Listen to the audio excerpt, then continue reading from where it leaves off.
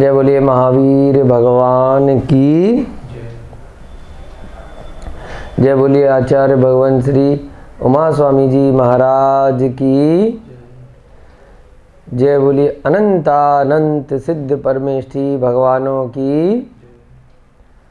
जय बोलिए इस युग के प्रथमाचार्य श्री चारित्र चक्रवर्ती शांति सागर जी महाराज की जय बोलिए तत्वासूत प्रणेता आचार्य भगवान श्री उमा स्वामी जी महाराज की जय बोलिए आचार्य भगवान श्री विमल सागर जी महाराज की जय बोलिए श्वेत पिच्छाचार आचार्य भगवान श्री विद्यानंद जी महाराज की सभी को जय जिनेन्द्र जय दुजड़ंदो।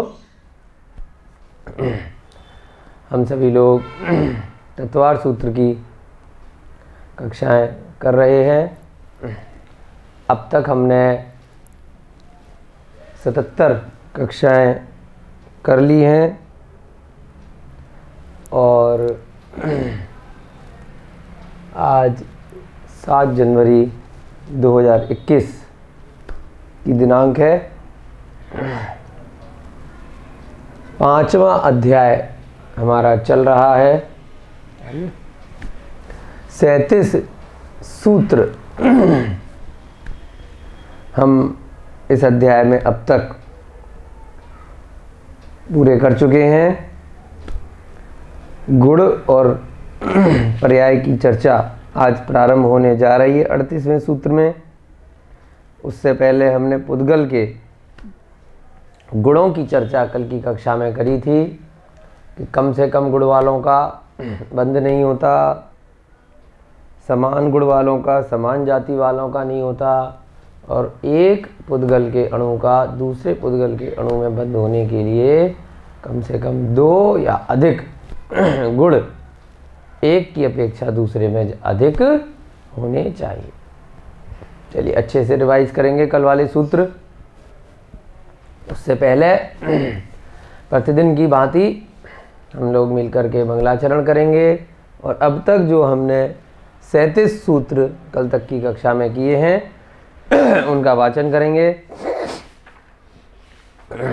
प्रतिदिन वाचन कराने का एक ही उद्देश्य है जिससे कि हम पिछले जितने भी सूत्र करे हैं उनको भूलते नहीं चले जाएं और जितना संभव हो हमें वो पूरे की पूरे अध्याय याद भी होते रहें।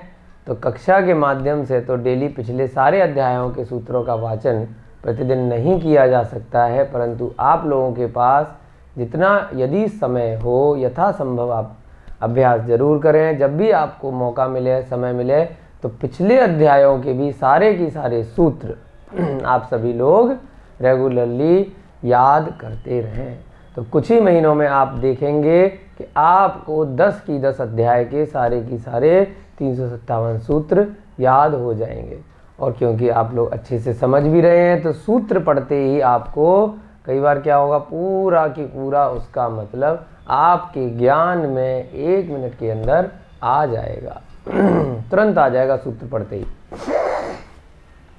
कि उसमें कहा क्या गया है ना। दोनों चीज़ें ज़रूरी हैं, सूत्र भी याद करना ज़रूरी है और उसका भावार्थ क्या है, उसमें आचार्य महाराज हमें क्या समझाने का प्रयास कर रहे हैं वो भी हमें समझना ज़रूरी है। ठीक है, चलिए सभी लोग हाथ जोड़ लेंगे और मिल करके मंगलाचरण करेंगे। बोलना भी है साथ में। मोक्ष मार्गस्य नेतारं भेतारं कर्म भूभृतां ज्ञातारं विश्वतत्त्वानां वन्दे तद्गुणलब्धये वन्दे तद्गुणलब्धये वन्दे तद्गुणलब्धये। जय बोलिए तत्वासूत्र प्रणेता आचार्य भगवान श्री उमा स्वामी जी महाराज की। अजीविकाया धर्म धर्म काशपुद्गला द्रव्याणि जीवाश्च नित्यावस्थिता रूपाणि रूपिणः पुद्गला आकाशा देक द्रव्याणि निष्क्रियाणि च असंख्येया प्रदेशा धर्म धर्मेक जीवानाम् आकाशस्यानन्ता संख्येया संख्येयाश्च पुद्गलानां नाडो लोकाकाशे अवगाह धर्मयो कृत्स्ने एक प्रदेशादिषु भाज्यः पुद्गलानाम् असंख्येय भागादिषु जीवानां प्रदेश संहार विसर्पाभ्यां प्रदीपवत् गति स्थिति युपग्रहौ धर्मयो रूपकारः आकाशस्या वगाह शरीरवाङ्मनः प्राणापानः पुद्गलानां सुख दुख जीवित मरणोपग्रहाश्च परस्परोपग्रहो जीवानां वर्तना परिणाम क्रिया परत्वा परत्वे च कालस्य स्पर्श रस गंध वर्णवन्तः पुद्गला शब्द बंध सूक्ष्म स्थौल्य संस्थान भेद तमश्छाया तपोद्योतवन्तश्च अड़वः स्कंधाश्च भेद संघातेभ्यः उत्पद्यन्ते भेदादडु भेद संघाताभ्यां चाक्षुषः सद द्रव्य लक्षणम उत्पाद व्यय द्रव्ययुक्तम सत् तद्भावाव्ययम नित्ययम अर्पिता नर्पित सिद्धे स्निग्ध रुच्छत्वाद बंधः न जगन्य गुणानां गुण साम्ये सदृशानां द्वधिकादि गुणानां तु बंधे अधिकौ पारिणामिकौ च। इस प्रकार से हमने 37 सूत्र कल तक की कक्षा में देखे। एक बार पुनः हम लोग कल जो हमने सूत्र देखे हैं उनको रिवीजन करेंगे। ठीक है, परसों की कक्षा में हमने क्या देखा था? 31वें सूत्र से तद्भावाव्ययम नित्ययम, उसके भाव का कभी भी अव्यय नहीं होता। यानी कि जिस पुद्गल में जो उसका स्वभाव होता है वो कभी भी समाप्त नहीं होता। अगर अग्नि है तो कुछ भी हो जाए उसका स्वभाव कैसा रहेगा? उसका स्वभाव उष्णता ही रहेगा। सोना है वो कहीं भी चला जाए, किसी भी पर्याय में मिक्स होके चला जाए, उसका जो सोनापन है, जो पीलापन है, वो हमेशा विद्यमान रहेगा। आत्मा है किसी भी पर्याय में चली जाए, चारों गतियों में, या फिर सिद्ध भगवान भी बन जाए, लेकिन उसका जो स्वभाव है, उसमें जो चैतन्यपन है, वो हमेशा विद्यमान रहेगा। ठीक है, ये चीज़ हमने 31वें सूत्र में देखी थी। उसके बाद हमने देखा अर्पित अनर्पित सिद्धे, दो विरोधी धर्मों की एक साथ सिद्धि होती है अनेकांत के हिसाब से।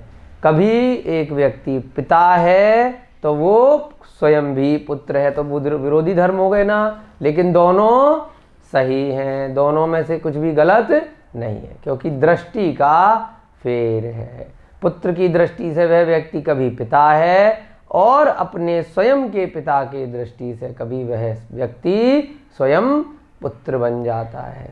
तो दो विरोधी धर्मों की एक साथ सिद्धि होती है। अर्पित माने मुख्य बन जाता है, अनर्पित माने दूसरी बात जिसको नहीं कही जा रही है वो गौड़ या अप्रमुख उस समय बन जाता है।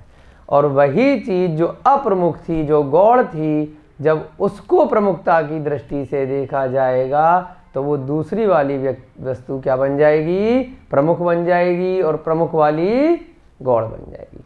जब अपने पिता के सामने आएगा तो वो पुत्र बन जाएगा। जब अपने पुत्र के सामने आएगा तो वो क्या बन जाएगा, पिता बन जाएगा। ऐसे ही आपने ऑफिस में भी देखा होगा अपने, या स्कूल में भी देखा होगा कि जब टीचर के ऊपर प्रिंसिपल आ जाता है तो टीचर सर सर बोलता है, और जब तक प्रिंसिपल नहीं है तो बच्चे टीचर से डर रहे होते हैं, प्रिंसिपल के आते ही टीचर डरने लग जाता है। ऐसे ही ऑफिस में आपके ऊपर जो मेन बॉस है वो आपको ऑर्डर लगा के रखेगा, उस समय वो बॉस है। फिर जब उसका भी बॉस आ गया, सीनियर आ गया, तो वो सर सर बोलेगा।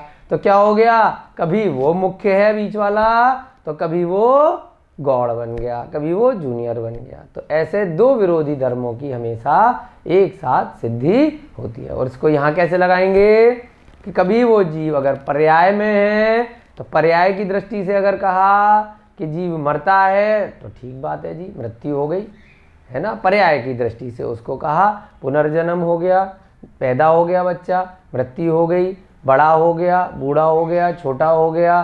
तो ये किस दृष्टि से, पर्याय की दृष्टि से। यानी कि अभी हम प्रमुखता पर्याय की दे रहे हैं। यानी कि कभी कहा अंगूठी बन गई तो कभी कहा हार बन गया, तो अभी बात सही है। क्यों, क्योंकि अब प्रमुखता किसकी है, वो जो वस्तु है उसकी पर्याय की प्रमुखता है, उसके अंदर जो आत्मा है या अणु है उसकी प्रमुखता नहीं है।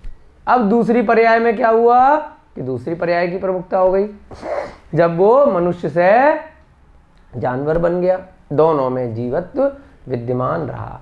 और जब अगर मुख्यता की दृष्टि से जीव को देखा तो उसे क्या बोला कि वो दोनों में विद्यमान है। ऐसे ही किसी भी वस्तु के अंदर अगर सोना देखा तो दोनों में विद्यमान है। उस दृष्टि से सोना क्या हो गया, जीवत्व क्या हो गया, स्वर्णपन क्या हो गया, वो प्रमुख हो गया। तो दो विरोधी धर्मों की सिद्धि होती है। ये हमने परसों की कक्षा में किया था। उसके बाद क्या देखा, हम आए थे स्निग्ध और रुक्ष गुण के ऊपर कि बंध कब होता है दो पुद्गल के अणुओं का, जब उसमें चिकनापन और रूखापन दोनों चीजें विद्यमान होती हैं, है ना। कि कुछ ना कुछ अणु में चिकनापन होगा जिसकी वजह से वो दूसरे अणु को चिपकाएगा, और दूसरे अणु में क्या होगा, कुछ रूखापन होगा जिसकी वजह से वो चिपक जाएगा। गोंद के अंदर कागज को अगर चिपकाएंगे तो एक में चिकनापन है और एक में रूखापन है। तो यहाँ पर चर्चा करी थी कि 24वें सूत्र में जो कुछ शब्द पुद्गल के बारे में दिए गए थे, शब्द, बंध, स्थौल, सूक्ष्मता इत्यादि, तो वहाँ पर जो शब्द का प्रयोग किया गया था बंध, उसके बारे में यहाँ बताया है। एक बंध का प्रयोग हम आत्मा की चर्चा में पहले सूत्र में तत्वों में करके आए थे, जीव अजीव आश्रव बंध, है ना, याद है ना आपको, संवर निर्जरा मोक्ष। तो वहाँ पर बंध आत्मा में कर्मों की बात कही गई थी। तो उसके लिए टीकाओं में आचार्य महाराज ने कहा है कि वहाँ भी बंध सही है और यहाँ पुद्गल का बंध हो रहा है, पुद्गल से पुद्गल का, वहाँ जीव के अंदर कर्मों का बंध हो रहा है। तो कर्म वर्गणाएं आ रही हैं, तो वो भी एक तरह से आत्मा में बधी, जिसकी वजह से बाहरी शरीर इत्यादि की रचना हुई, जिसकी वजह से आपको कर्मों का फल मिला, आपकी आयु बनी, आपके चारों तरफ जो लोग हैं वो सब बने, आपकी मृत्यु हुई, नया जीवन मिला, आपको सुख दुख मिले। तो वहाँ पर जो बंध है उसमें किस वजह से जुड़े हुए आत्मा के साथ, तो आचार्यों ने बताया कि उसमें जो राग था उसकी वजह से क्या हुआ, स्निग्ध गुण के कारण से नए कर्म आते गए, और द्वेष था उसकी वजह से भी क्या हुआ कि कर्मों का बंधन आपके हुआ। तो अब स्निग्ध और रुक्ष गुण दोनों आत्मा में कैसे आए, राग द्वेष की परिणति के वशीभूत। ये हमने वहां पर आपको 33वें सूत्र में बताया था। उसके बाद 34वां सूत्र किया, न जघन्य गुणानाम, परंतु बंध किसका नहीं होता है, जिनमें जघन्य गुण होते हैं। यानी कि गुण माने कि जैसे स्वर्णपन था या जीवत्व था, ये सब क्या हैं, गुण हैं किसी भी पुद्गल के अणु के, है ना। तो किसी पुद्गल के अणु में जो स्निग्ध और दूसरा कौन सा, रुक्ष गुण, अगर बहुत कम है, यानी कि चिपकाने की क्षमता या फिर खुरदरापन इतना सूक्ष्म है कि वो किसी से चिपक ही नहीं सकता, तो उसका बंधन नहीं हो पाता। ऐसे पुद्गल के अनंतानंत अणु इस संसार में घूमते रहते हैं, वो किसी भी दूसरे अणु के साथ बंध को करके स्कंद में या पिंड में नहीं बदलते, वो ऐसे ही स्वच्छंद अणु में ही घूमते रहते हैं। एक अणु जितना स्थान घेरता है उसको क्या बोलते हैं? एक प्रदेश। वेरी गुड, आपको अच्छे से याद है। पुद्गल का एक अणु जितना स्थान घेरता है उसको एक प्रदेश कहते हैं। तो ऐसे जो अणु हैं जो स्वच्छंद घूमते रहते हैं, जो किसी के साथ बंध को प्राप्त नहीं होते, ना स्वयं में किसी का बंधन कराते, तो उसका कारण क्या है कि उनमें चिकनापन और रूखापन न के बराबर है, न जघन्य। जघन्य माने कम से कम है, ठीक है। परंतु यहाँ पर हमने नोट में लिखा था कि कभी कभी स्वयं एव उस अणु के अंदर परिणमन हो सकता है। जैसे कोयले का उदाहरण दिया, आपके पेट्रोलियम का उदाहरण दिया, जो भूमि के अंदर से रत्न प्राप्त होते हैं उनका उदाहरण दिया। क्या होता है, हजारों वर्षों के बाद में कोई वस्तु किसी दूसरी वस्तु में परिणमन कर लेती है, स्वयं एव उसकी पर्याय बदल जाती है। ऐसे ही जैसे लकड़ी गलते गलते कोयला बन गई हजारों वर्षों में, तो उसमें हो सकता है परिणमन हो गया। तो ऐसे ही कुछ पुद्गल के अणु स्वयं एव अगर समय के साथ में उनमें स्निग्धपन या रुक्षपन आ जाता है तो क्या हो जाएगा, उनका बंध हो सकता है। ये उस समय की बात कर रहे हैं जब बंध नहीं हो रहा, जिस समय उनमें ये दोनों गुण नहीं है, न के बराबर है, ठीक है। चलिए अगला सूत्र में क्या देखा था, गुण साम्य सदृशानाम।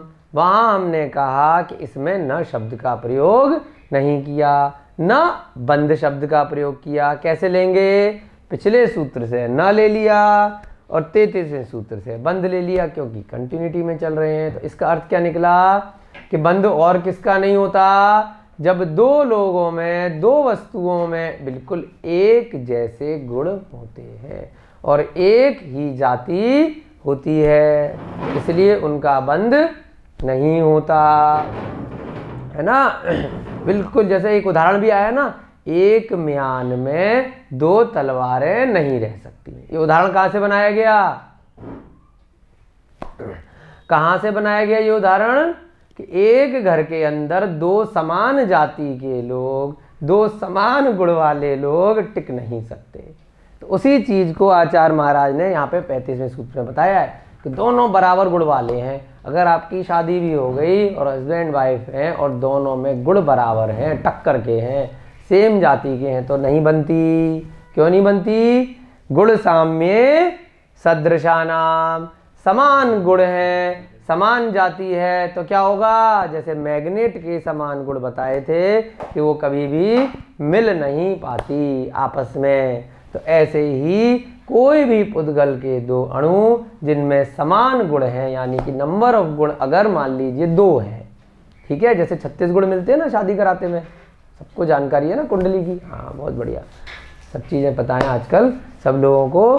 तो अगर जैसे 2 गुण हैं किसी के और 2 ही दूसरे के गुण हैं, तो क्या होगा, नहीं मिलेंगे 2 पुद्गल के अणु।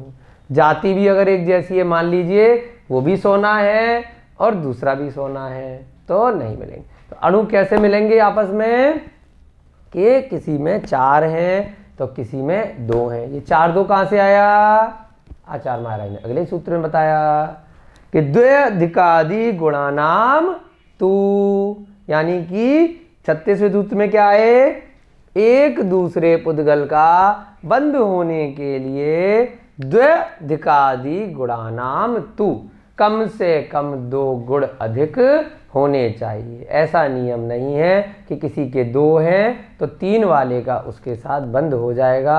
अब ये हमने कल बताया था, ये ज्ञान का विषय है, ये सूक्ष्म ज्ञान का विषय है कि भाई 3 का क्यों नहीं हो जाएगा, ज़्यादा हो गए इसलिए नहीं हो जाएगा क्योंकि हम अपने नेत्र इंद्रियों से या अभी के अवधि अपने ज्ञानों से हम नहीं देख सकते। आचार्य महाराज ने जिन्होंने इतने गंभीर ग्रंथ लिखे हैं, उनके ज्ञान से ये सब चीज़ें आई हैं, अरिहंत भगवान की वाणी से ये सब चीज़ें आई हैं। तो इसको हमें शंका नहीं करनी है। तो 2 अधिक यानी कि 2 वाले का 4 से होगा, 4 वाले का 6 से होगा, 6 वाले का 8 से होगा। और 8 वाले का 6 से होगा क्या? उससे भी हो सकता है, क्योंकि आपस में तो हो ही रहे ना। तो उसमें हम उसे मान लेंगे कि पिछले वाले में 2 अधिक गुण है, तो 8 वाले का भी 6 से हो जाएगा।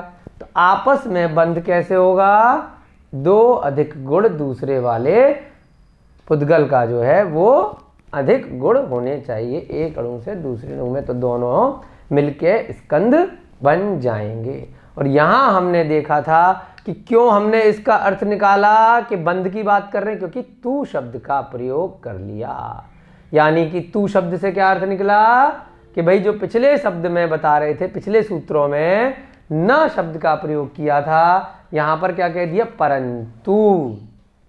परंतु माने 2 अधिक आदि का बंध परंतु क्या लिखा? गुणानाम, यानी कि हो सकता है। किसी चीज के आगे किंतु परंतु लगा देते हैं तो क्या बन जाता है कि पिछले वाले का अपोजिट हो सकता है ना, उसका एक्सेप्शन हो सकता है। तो पिछले सूत्र में जो बात कही गई थी कि जघन्य गुण का नहीं होगा, गुण साम्य सदृशा नाम का नहीं होगा, परंतु इसका हो सकता है। किसका हो सकता है? सब 2 से अधिक गुण हैं। ठीक है, ये हमने कल की कक्षा में 36वें सूत्र तक देखा। उसके बाद क्या कहा 37वें सूत्र में? बंधे अधिकौ पारिणामिकौ च, कि अब किसका परिणमन किस में हो सकता है? जब अधिक गुण वाला है वो कम गुण वाले को परिणमन करा लेगा। अब एक घर में मान लीजिए पिता हैं, उनके गुण अधिक हैं, तो पूरा की पूरा परिवार पिता के गुण में परिणमन कर लेता है। पूरा की पूरा परिवार उनके गुणों के अनुसार देखा जाएगा। अब दशरथ राजा का जो परिवार था, तो पूरा की पूरा परिवार उनके हिसाब से माना जाएगा कि इनके बच्चे उनके हिसाब से होंगे। राम जी बने तो राम जी का परिवार, क्योंकि गुण किसमें अधिक हैं, तो जो कम गुण वाले हैं वो उसमें सम्मिलित हो जाते हैं, है ना, उसके पीछे पीछे चलते हैं। अब दोनों में बराबर गुण हैं तो दोनों आपस में टकराएंगे, लड़ेंगे, दोनों राजगद्दी के लिए लड़ेंगे कि मैं बनूंगा कि मैं बनूंगा, है ना, हितों का टकराव होगा। तो ऐसे ही पुद्गल में होता है, जब एक में गुण ज़्यादा होते हैं तो दूसरा उसके पीछे पीछे चलता है और शांत भाव से चलता है, कोई लड़ाई झगड़ा नहीं करता कि मुझे बड़ा बनना है, वो अपने आप से शामिल उसमें हो जाता है। ठीक है, हमने उदाहरण क्या देखा था कि भाई सोना है, सोने के अंदर अगर पीतल मिलाया, तांबा मिलाया, कांसा मिलाया तो क्या कहा जाएगा? सोने की अंगूठी, सोने का हार कहा जाएगा। अब सोने को आपने डायमंड में मिला दिया तो क्या कहा जाएगा? हीरे की अंगूठी बोली जाएगी। उससे भी कोई महंगी धातु प्लेटिनम इत्यादि आ गई तो क्या बोला जाएगा? दूसरे प्लेट उसकी अंगूठी बोली जाएगी। ठीक है, तो ऐसे ही क्या होता है, हमने जल का उदाहरण दिया था, भले ही संख्या में जल में नींबू की बूंद, चंदन की बूंद, है ना, कोई भी चीज़ कम डाली जाएगी तो क्या माना जाएगा कि जो चीज़ हमने ऊपर से डाली है। ठीक है, आप मान लीजिए चाय बना के पी रहे हैं, उसमें आपने पानी के अंदर इतनी सी आपने ब्लैक टी डाली तो क्या बोला जाएगा? पानी तो बहुत ज़्यादा है। चाय कितनी है, कॉफ़ी कितनी है, कुछ भी चीज़ जो आपने उसमें डाली, हल्दी कितनी है, जरा सी है, बोलेंगे क्या? चाय पी रहे हैं, है ना। क्यों? क्योंकि उसमें गुण ज़्यादा है। संख्या से मतलब नहीं है, जिसमें गुण ज़्यादा होंगे वो चीज़ दूसरे को अपने में परिणमन करा लेती है। समझ में आ गया, हमारे पतिदेव उनके भी गुण ज़्यादा हैं, उनके गुण में परिणमन करी है। ठीक है, चलिए बहुत अच्छी बात है, आपको अच्छे से समझ में आ गया। अब हम आगे की कक्षा का प्रारंभ करते हैं। 38वें सूत्र का प्रश्न कहाँ है? ठीक है, अच्छे से समझना है। आपके आसपास जो भी आपको उदाहरण दिखाई दें उनसे अगर आप समझेंगे तो आपको सारे की सारे सूत्र बहुत अच्छे से समझ में आएंगे। सब व्यवहारिक आपको चीज़ें पता चल जाती हैं और उसको आपको समझ के लगाना किस में है? तत्वार सूत्र का मतलब क्या है? तत्व और पदार्थ का सूत्र। इसको मोक्ष सूत्र कहा गया है क्योंकि मोक्ष प्राप्त करने के लिए आपको 6 द्रव्यों का पूरा की पूरा ज्ञान होना चाहिए, 7 तत्वों का पूरा ज्ञान होना चाहिए। तो अब पुद्गल क्या है, धर्म क्या है, अधर्म क्या है, आकाश क्या है, काल क्या है, जीव क्या है, सबके बारे में सूक्ष्म ज्ञान अति आवश्यक है ना। आचार्य महाराज ने एक एक अध्याय में बहुत अच्छे से पूरे संसार के बारे में बताया, जन्म मरण के बारे में बताया, 3 लोक के बारे में बताया, है ना। नरक कहाँ है, स्वर्ग कहाँ है, मध्य लोक कहाँ है, सब चीज़ एक एक चीज़ समझाई है। कोई भी चीज़ इन 10 अध्यायों में हमारी बकाया नहीं रही, कोई भी चीज़ नहीं छूटी है। चलिए फटाफट से क्या करेंगे, 38वां सूत्र करेंगे। आज आपकी क्लास नंबर चेंज करना रह गया है ना। ये 77वीं कक्षा कल की है ना, आज 78वीं कक्षा है, आज वो करना रह गया। तो अब कर देते हैं 78 और आज दिनांक है 7 जनवरी। संभवतः आज आपका ये 5वां अध्याय शायद समाप्त हो जाएगा अगर आप अच्छे से पढ़ेंगे तो इसको। पूरी कोशिश रहेगी, अगर कोई एक आध सूत्र छूट गया तो कल की कक्षा में उसको ले लिया जाएगा। चलिए गुण पर्ययवद द्रव्यम, गुण पर्ययवद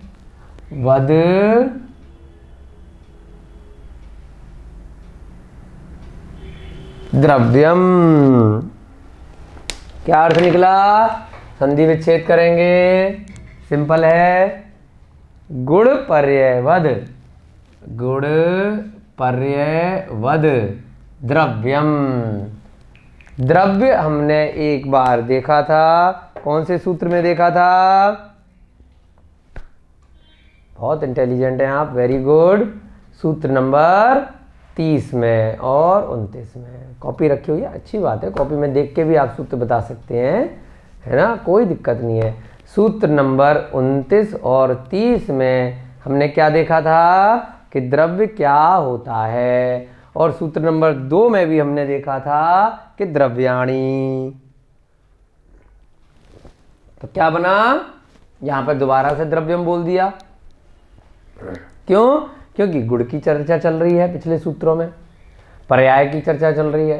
तो आचार्य महाराज ने कहा कि जो उत्पाद व्यय द्रव्यम युक्तम सत और सत लक्षणम द्रव्यम, ठीक है। तो वहां क्या बताया, दोनों को अगर संधि करी दोनों सूत्रों की कि उत्पाद व्यय द्रव्यम युक्तम द्रव्यम लक्षणम, यानी कि द्रव्य का लक्षण क्या है, जो उत्पाद व्यय द्रव्य से युक्त हो वो द्रव्य का लक्षण होता है। ये 29वें और 30वें सूत्र का हमने मिला के अर्थ देखा था। और यहाँ क्या कहा कि वो बात तो हमने उत्पत्ति व्यय और द्रव्यता के दृष्टि से हमने वहाँ पर कही। उसी चीज को आचार्य महाराज ने यहाँ पर क्या कहा, क्योंकि गुण भी समझा रहे हैं। गुण यानी जो अभी हमने स्निग्ध गुण और इत्यादि देखे, है ना, यानी कि वो गुण कौन से हैं, जो स्निग्ध गुण है और जो रुक्ष गुण है वो वही द्रव्य गुण है, यानी कि जो हमेशा रह रहे हैं। ठीक है। अब आपने मान लीजिए आजकल काढ़ा बहुत चल रहा है काढ़े के अंदर आपने 6, 7, 8 तरह की वस्तुएं मिलाई, जीरा भी मिला दिया, गिलोय भी मिला दी, काली मिर्च भी मिला दी, है ना, आपने लौंग भी मिला दी, तुलसी भी मिला दी, पीपली भी मिला दी, और पता नहीं जो आपके समझ में आया मसाला आपने वो मिला दिया। अब किसी को कहा ये काढ़ा पी के बताइए इसमें क्या क्या मिलाया गया है, तो अब वो टेस्ट करते ही जो ज्ञानी होगा, जो रोज किचन में काम करता होगा, वो कहेगा इसमें आपने जीरा मिलाया है, इसमें आपने लौंग भी मिलाई है। तो वो जितनी चीज़ें हैं उतनी चीज़ें बता पाएगा। तो कैसे बता रहा है, भले ही उसमें सारी चीज़ें मिक्स हो गई, लेकिन उसमें उन सभी वस्तुओं का अलग अलग जो गुण था, जो स्वाद था, वो सब था।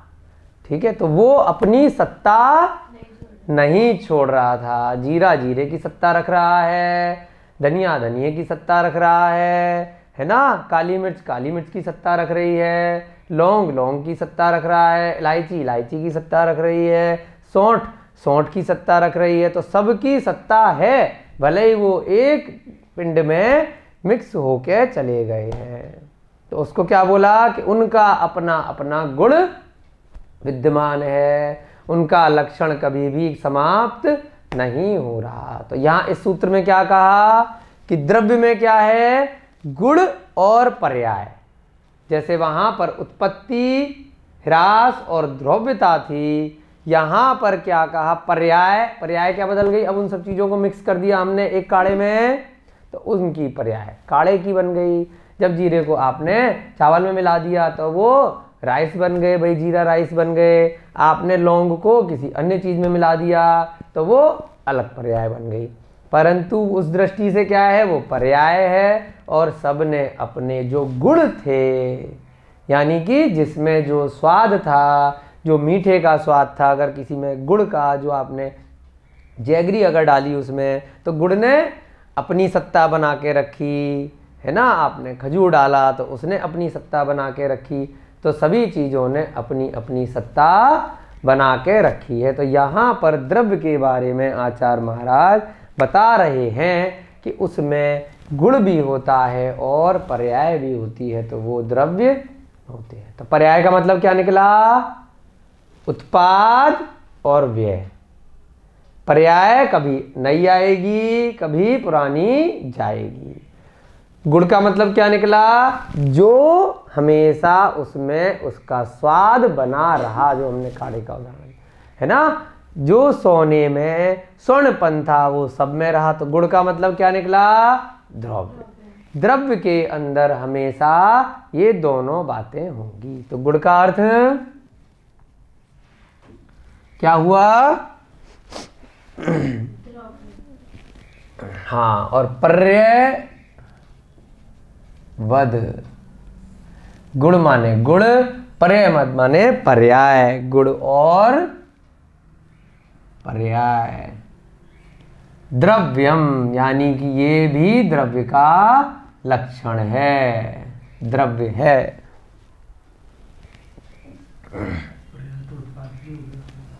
पर्याय के अंदर दोनों आ गए, उत्पाद और व्यय, है ना। जैसे कि मनुष्य बना तो उत्पाद हो गया, जानवर की गति से आया तो जानवर का व्यय हो गया, यहां पर द्रव्य आ गया। अब नीचे लिखेंगे वो पर्याय का मतलब क्या है, द्रव्य में होते हैं।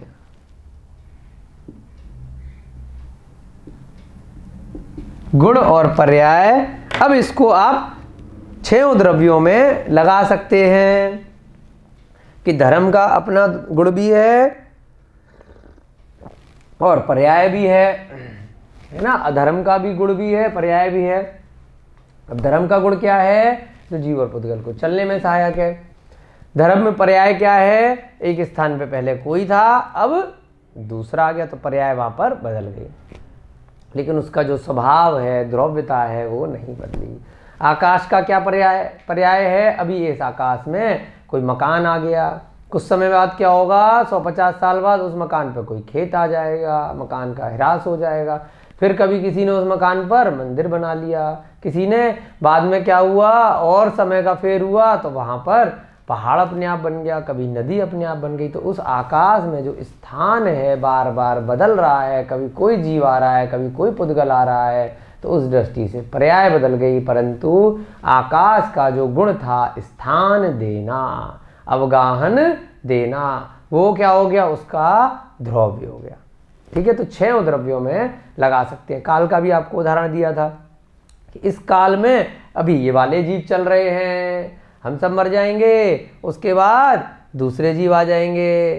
तो काल हमेशा भूत भविष्य की तुलना में हमेशा क्या होगा, परिणमनशील होगा, परिवर्तित होगा। तो पर्याय बदल जाएगी, कभी पंचम काल आ गया, कभी चतुर्थ काल आ गया। अगर भरत क्षेत्र के आर्यखंड इत्यादि की तुलना से देखें, कभी चतुर्थ काल आ गया। तो काल पर्याय की दृष्टि से बदल रहा है, परंतु काल द्रव्य की दृष्टि से कभी नहीं बदलता। समय हमेशा चलता रहेगा, काल इस तीन लोक में प्रत्येक प्रदेश पर रहेगा।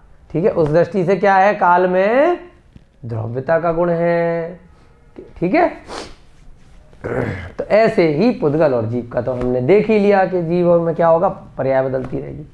बहुत अच्छा सूत्र है, परंतु इसको 29वें और 30वें सूत्र में जो बात करी थी उसी को दूसरे शब्दों में यहाँ पर आचार्य महाराज ने समझाया है। अर्थात द्रव्य क्या होता है, प्रत्येक द्रव्य में गुण और पर्याय दोनों होते हैं। कोई भी ऐसा द्रव्य नहीं है जिसमें गुण और पर्याय नहीं होते। ठीक है, अब इसमें क्या लिखेंगे हम, नोट में लिखिए आप, सूत्र संख्या 29 और 30 में क्या किया था, उत्पाद व्यय और द्रव्य को द्रव्य का लक्षण कहा है। उत्पाद व्यय और द्रव्य को द्रव्य का लक्षण कहा है। यहाँ अन्य शब्दों में गुण और पर्याय को द्रव्य का लक्षण बताया है। यहाँ अन्य शब्दों में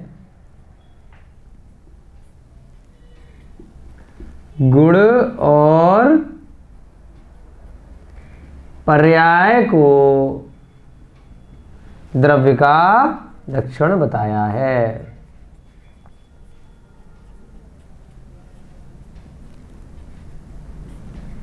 आ रही बात समझ में? अब गुण आपके समझ में आ गया। गुण क्या होता है? द्रव्यता। वेरी गुड, बहुत अच्छे से आप कक्षा में एक एक बात सुन रहे हैं, बड़ा अच्छा लगता है। इसी प्रकार से आप सुनिए कंसंट्रेट करके, नोट भी करते रहिए सब चीज़ों को। पुस्तकें ज़रूरी नहीं है सबके पास हों या हों, पुस्तकों में बहुत सारी चीज़ें क्योंकि कम शब्दों में दी जाती हैं, परंतु आप अपने नोट्स में अपने उदाहरण जो आपको समझ में आया, आपने कई जगह से उस चीज़ को पढ़ा, तो अपने नोट्स में आप उस प्रकार से उसको बना सकते हैं। बहुत अच्छी बात है, आपने बिल्कुल ठीक कहा। गुण का मतलब द्रव्य, और पर्याय का मतलब उत्पाद और व्यय। वेरी गुड, तो इन तीनों को मिलाकर भी एक सूत्र बना दिया, उत्पाद व्यय द्रव्य युक्तम सत, और सत द्रव्यम लक्षणम, है ना। सत जो है द्रव्य का लक्षण है, और ये तीनों मिलाकर के सत बन जाते हैं, अस्तित्व होता है। ठीक है,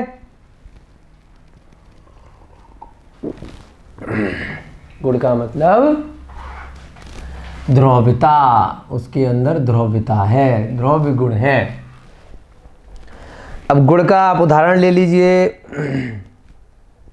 गुण का मतलब क्या है? जो द्रव्य वाली बात थी उसको दोबारा से समझने के लिए लिख सकते हैं, जो पर्याय बदलने पर भी हमेशा रहे। जैसे जीवत्वपना, या पुद्गल के अंदर जैसे हमने किसी का रस बताया, जीरे का रस जीरे का रहा, लौंग का रहा, ये सब क्या हैं? गुण। जो अगर आपने कोई मीठी वस्तु ली तो उसका वैसा है, अगर आपने कोई सुगंध डाली तो गुलाब की सुगंध गुलाब की रहेगी, कमल की रहेगी, चंपा की रहेगी, गेंदा की रहेगी। भले ही सारे की सारे आपने मिक्स करके एक परफ्यूम में बना दिए 10 प्रकार के फूलों का रस, लेकिन कोई ज्ञानी होगा तो पहचान लेगा इसमें गुलाब भी है, इसमें गेंदा भी है, इसमें चंपा भी है, इसमें 10 प्रकार के वो पहचान लेगा, यानी कि सबने अपनी अपनी गंध बना के रखी है, भले ही वो मिक्स हो गया, किसी ने अपना द्रव्य गुण कभी नहीं खोया। ठीक है। गुण का मतलब जो पर्याय बदलने पर भी हमेशा विद्यमान रहे, जो उसको हमने अलग अलग पर्याय में डाल दिया, परफ्यूम में है ना, कभी उसको किसी में मिक्स कर दिया, ऐसे ही खाने की किसी वस्तु में, परंतु पर्याय बदलने से उसका गुण विद्यमान हमेशा रहा। जो पर्याय बदलने पर भी हमेशा विद्यमान रहे, जैसे जीव में जीवत्व, जीवत्व को और क्या बोलते हैं? चैतन्यपन, है ना, जानने देखने की शक्ति, चैतन्यपना। और पुद्गल में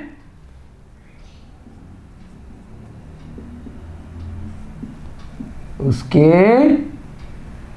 जिसका सफेद रंग है वो सफेद रहेगा, भले ही उसको आप किसी दूसरे में मिक्स करके कुछ और बना दो, लेकिन सफेद ने अपनी पर्याय नहीं खोई। लाल है तो लाल रहेगा, भले ही आपने उसमें हरा मिला दिया तो हरा भी रहेगा, लाल भी रहेगा, तो अलग अलग भी करे जा सकते हैं। नीला और पीला रंग मिलाने से 5 प्रकार के जो मुख्य कलर बताए हैं। नीला और पीला मिलाने से हरा बनता है, तो उनमें से किसी ने तो अपनी सत्ता खोई, नहीं खोई। नीला और पीला मिलाने से हरा बना, सत्ता नहीं खोई, दोनों के अपनी अपनी सत्ता है, यही तो बात बता रहे हैं। नई पर्याय बन गई, उसमें अरे में नीला भी रहा पीला भी रहा, यही बात बता रहे हैं, सत्ता नहीं खोई कोई भी चीज़, है ना। जैसे पुद्गल में उसके रस, जो 5 प्रकार के रस वर्ण गंध इत्यादि हैं, वो सब अपनी अपनी पर्याय बदल जाने के बाद भी क्या होता है, जो मुख्य गुण हैं वो उसमें रहेंगे ही रहेंगे। पुद्गल में उसके रस वर्ण गंध इत्यादि वो हमेशा द्रव्य रहेंगे, तो उसे क्या बोला, उनका जो गुण है। ठीक है। पर्याय क्या होता है?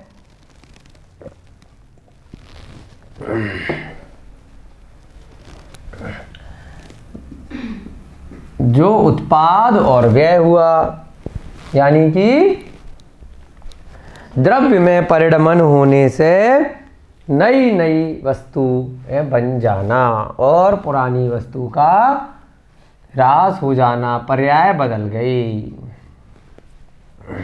है ना। द्रव्य में परिणमन होने पर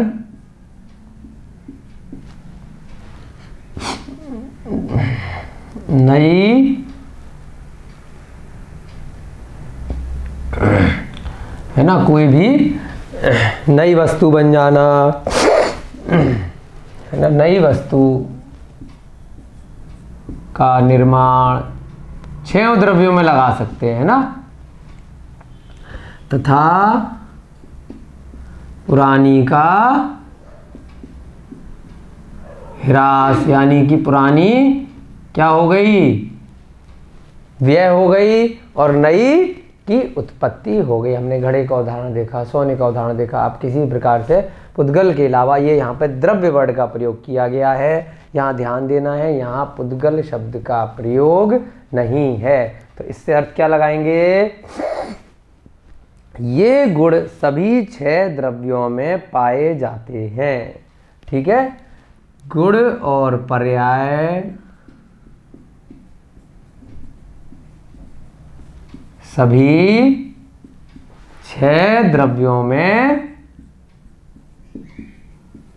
पाए जाते हैं। यहाँ आचार्य महाराज ने इसीलिए बहुत इंटेलिजेंट तरीके से द्रव्यम शब्द का प्रयोग किया है, क्योंकि पिछले सूत्रों में क्या चर्चा चल रही थी, पुद्गल की चर्चा चल रही थी। बंध के लिए स्निग्ध गुण और वृक्ष गुण, वहाँ पर उन्होंने अन्य द्रव्यों की बात नहीं करी थी, मात्र जीव हमने क्यों लिया था, क्योंकि वो पहले अध्याय में वहाँ पर भी बंध के साथ में जीव का प्रयोग किया गया था। काल का बंध नहीं होगा, धर्म का बंध नहीं होगा, ठीक है, अधर्म का बंध नहीं हो रहा है, ठीक है। बंध वाली बात जो गुण और है ना कि उसमें स्निग्ध और रुक्ष गुण, आकाश का दूसरे आकाश के साथ बंध नहीं हो रहा है। बंध किसका होगा, मात्र पुद्गल के अणुओं का होगा, और जीव में भी दूसरे जीव का बंध नहीं होगा, जीव में पुद्गल के अणुओं का आके चिपकना हो रहा है कार्बन शरीर के माध्यम से। हमने कल भी बताया था आपको, कभी ऐसा गलती से भी मत समझ लेना कि एक आत्मा में दूसरी आत्मा का बंध हो जाता है ना। अच्छा, बहुत पिक्चरें देखते हैं आप। इन्होंने कहा कि हमने पिक्चर में देखा है कि किसी के शरीर में भूत प्रवेश कर जाता है, बहुत इंटेलिजेंट है ना, आप बहुत पिक्चरें देखते हैं, इसका मतलब उसमें भी अगर आपने किसी मूवी में देखा है कि भूत चढ़ गया, भूत घुस गया किसी के है ना शरीर में, तो बंद नहीं हुआ, दोनों की अपनी अपनी सत्ता है, दोनों जीव अलग है। अगर मान लीजिए कि चढ़ भी गया, किसी भूत ने परेशान करने के लिए किसी के शरीर में प्रवेश कर लिया, मान लेते हैं एक बार को, तो लेकिन दोनों अलग अलग हैं, बंद नहीं हुआ है ना। वो जीव अलग है, वो जीव अलग है। जैसे हमारे शरीर के ऊपर भी बहुत सारे छोटे छोटे जीव हैं, स्पर्श इंद्रिय में भी हैं, बाल में भी हैं, रक्त और जल इत्यादि में सब में है। ऐसे ही मान लीजिए वो भूत उसके शरीर में आ गया तो उसको परेशान किया, मान लेते हैं, लेकिन दोनों अलग अलग रहे, ठीक है। कम पिक्चर देखनी चाहिए, है ना। गुण और पर्याय सभी 6 द्रव्यों में पाए जाते हैं, काल में भी पाया जाता है, आकाश में भी पाया जाएगा, धर्म अधर्म और जीव और पुद्गल सब में पाया जाएगा, ठीक है। चलिए इसके उदाहरण लिख लेंगे फटाफट से, पहले भी आपको बहुत बार करा चुके हैं लेकिन दोबारा से चर्चा हुई है तो आपको कन्फ्यूजन ना हो जाए। तो जो हमने उत्पाद व्यय में उदाहरण लिखे थे उन्हीं को फटाफट से आप रिवाइज कर लीजिए। बहुत बार रिवाइज कराते हैं, इसलिए नहीं कराते कि आपको बोर करना है, इसलिए कराते हैं जिससे कि आपको सब चीज़ें पक्की हो जाएं, है ना।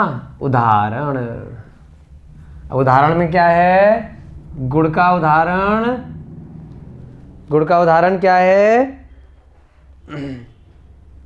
किस चीज़ में, यहाँ पर आप उदाहरण में अभी ले लीजिए सोना, सोने के अंदर क्या उदाहरण है, गुण पीलापन, हल्कापन, भाई लोहे से हल्का है कंपैरिजन में, या लोहे या अन्य धातु से ज़्यादा चिकना है, ये मान लीजिए उसके गुण हैं। तो अब इसकी पर्याय क्या है, ये क्या हो गया, ये सब में रहेगा, गुण माने द्रव्य गुण। ये चाहे अंगूठी हो, चाहे कंगन बनाओ, कभी कुंडल बनाओ, कभी हार बनाओ, सब में विद्यमान रहेगा। हार, अंगूठी, कुंडल, कुछ भी आप बना दीजिए, कड़ा, चूड़ी, ठीक है, इत्यादि, सब में ये गुण रहेंगे। पीलापन, हल्कापन, चिकनापन, भले ही उसमें आपने अन्य अन्य चीज़ें साथ में मिला दी हो। दूसरा उदाहरण ले सकते हैं इसमें आप, जीव की दृष्टि से क्या हो गया, गुण, जीव में गुण क्या है, जीवत्व रहा हमेशा। पर्याय क्या हो गई, मनुष्य,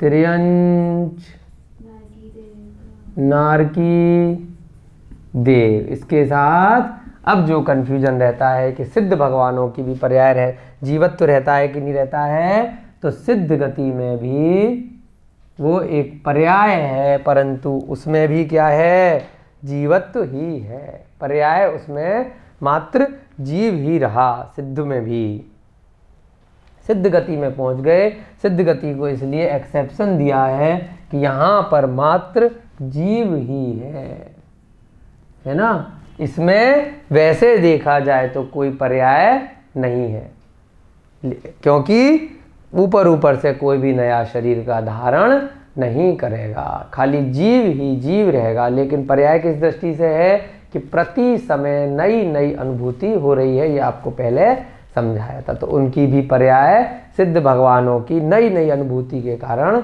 उनको नई नई उनको अनुभूति हो रही है और अनंत ज्ञान अनंत सुख उनको हो सकता है। लेकिन यहाँ इसलिए आपको लिखवाया कि जीवत्व आप कंफ्यूज नहीं होना कि जीवत्व सिद्ध भगवानों में भी रहता है, उनकी आत्मा खत्म नहीं होती। ठीक है, पुद्गल में आप कितने भी उदाहरण ले सकते हैं सोने के अलावा, मिट्टी इत्यादि के। चलिए अगला सूत्र करेंगे, बहुत समय ले लिया इसमें। द्रव्य बहुत अच्छे से अब आपको समझ में आ चुका है, बहुत कठिन सूत्र होता है वैसे, उत्पाद व्यय द्रव्यम युक्तम सत, और आपने इतने इंटेलिजेंट लोग हैं कि इस सूत्र को आप अब हमेशा के लिए जीवन भर कभी नहीं भूलेंगे। नहीं भूलेंगे ना, तब नहीं भूलेंगे जब रिवाइज करते रहेंगे। ऐसा नहीं है कक्षाएं समाप्त होने के बाद पुस्तकें बंद करके रखी और लग गए अपने काम पे, नहीं, इसको आपको हमेशा रिवाइज करते रहना है जब भी समय मिले, जीवन पर्यंत।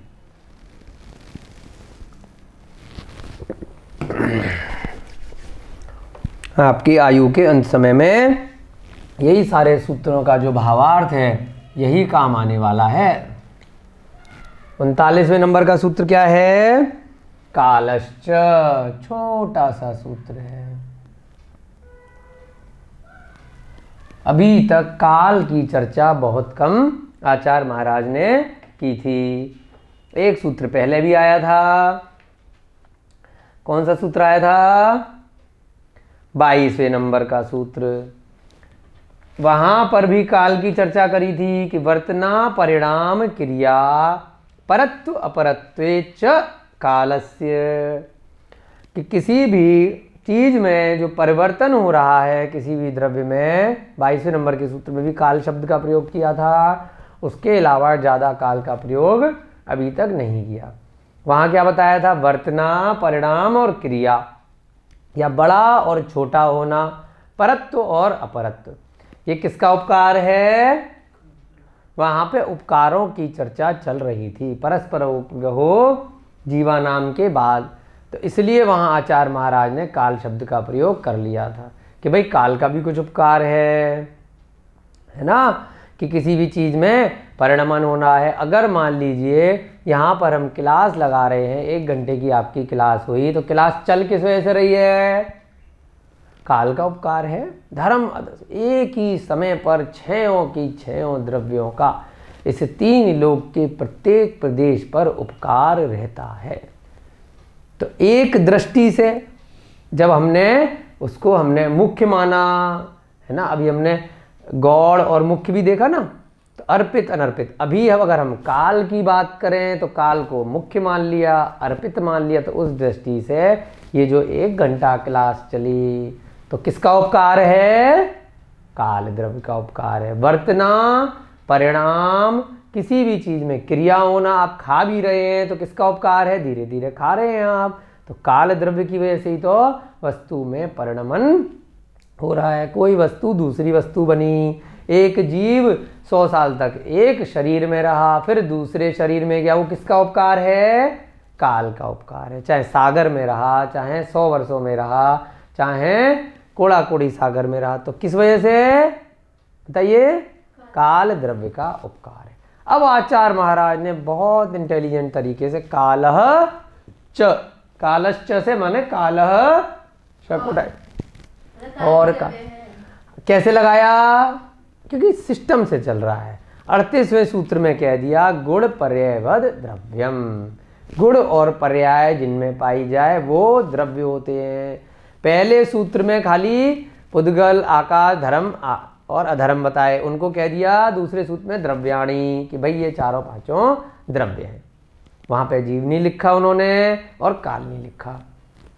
ठीक है, पहले सूत्र में हमने देखा था ना स्टार्टिंग से ही, अजीव काया धर्मा, धर्मा काया पुद्गला, क्योंकि वहां पर प्रदेशों की बात कर रहे थे, है ना, कि किसमें बहुत प्रदेश होते हैं, तो इसलिए वहां पे कहा भाई ये भी द्रव्य है दूसरे सूत्र में। बाद में जीव को बता दिया कि जीव भी एक द्रव्य है। अब क्या कहा भाई, तीसरे सूत्र में कह दिया जीवाश्च, ध्यान है ना सारे सूत्र कि जीव भी द्रव्य है। अब वहीं से तीसरे सूत्र के बाद आपको ध्यान देना है, तीसरे सूत्र को निकालिए, क्या लिखा था, जीवाश्च। दूसरे सूत्र में कहा द्रव्याणि, तीसरे सूत्र में कहा जीवाश्च। उसी तरीके से अब यहां पर कह दिया कालाश्च, क्योंकि बाकी सब चीजों की चर्चा कर ली, अब बात खत्म होने वाली है, अध्याय खत्म होने वाला है, तो अंत में जाके द्रव्य के बारे में बता दिया कि द्रव्य और पर्याय वाले द्रव्य, गुण और पर्याय वाले द्रव्य होते हैं। फिर अब तीसरे सूत्र से सीधे 39वें सूत्र पे आ गए कि कालश्च, काल भी, यानी कि क्या अर्थ निकला, काल भी द्रव्य होता है।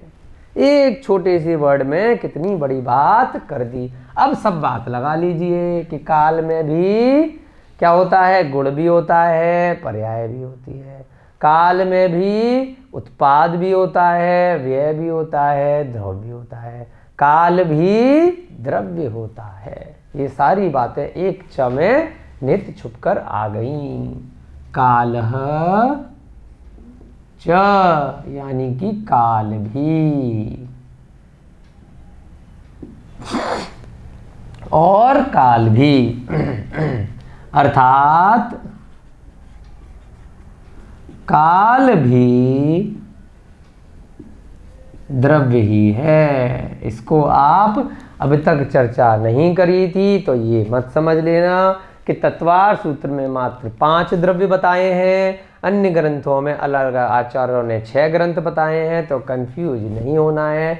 आचार्य महाराज ने तत्वार सूत्र में भी 6 ही द्रव्य बताए हैं। ठीक है, नोट,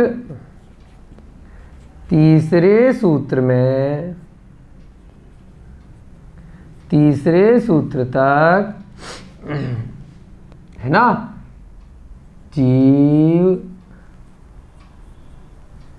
पुद्गल, धर्म, अधर्म, आकाश और आकाश तक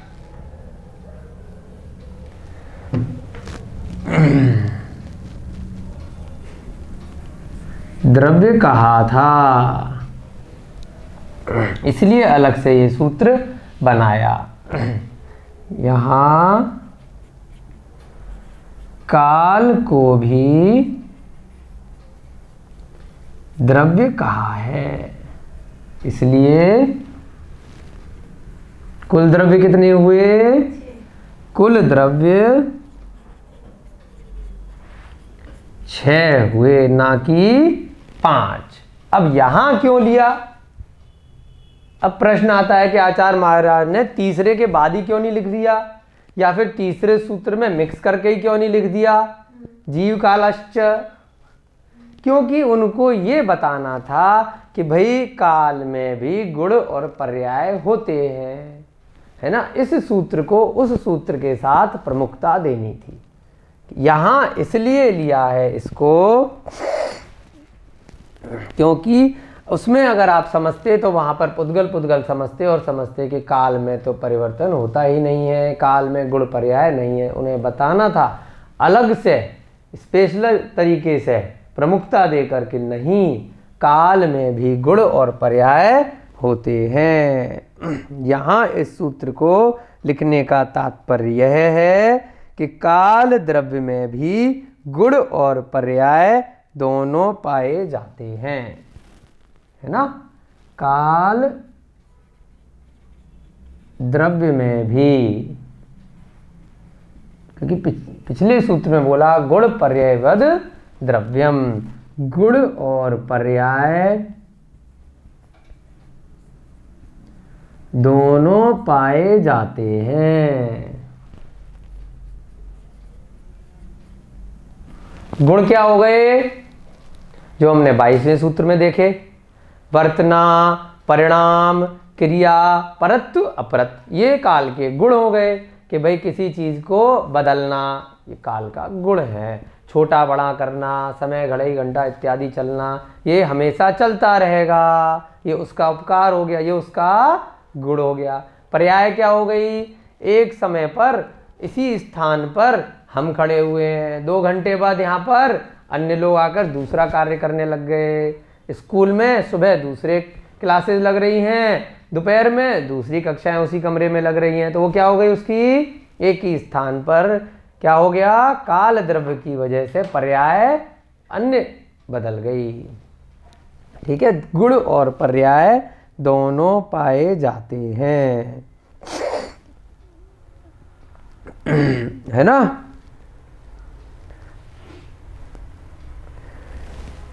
अब गुण और पर्याय जो हमने पिछले सूत्र में देखा, अर्थात काल द्रव्य में उत्पाद, व्यय और द्रव्यता तीनों पाई जाती है। आई बात समझ में?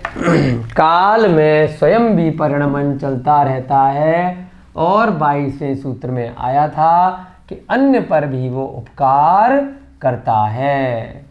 कोई भी चीज़ आप कोई भी क्रिया करें, किसी भी वस्तु में परिणमन हो या कोई वस्तु एक दूसरे की तुलना में छोटी बड़ी हो, यानी परत्व अपरत्व हो, या उसमें कोई भी परिणाम आए, तो ये सब क्या है? काल द्रव्य के उपकार हैं, है ना। यहीं पर आप लिख सकते हैं 22वें सूत्र में काल द्रव्य के उपकार बताए हैं। काल द्रव्य के उपकार, सब चीज़ आपको रिवाइज करते चलनी है। उपकार कौन कौन से बताए हैं? वर्तना, परिणाम,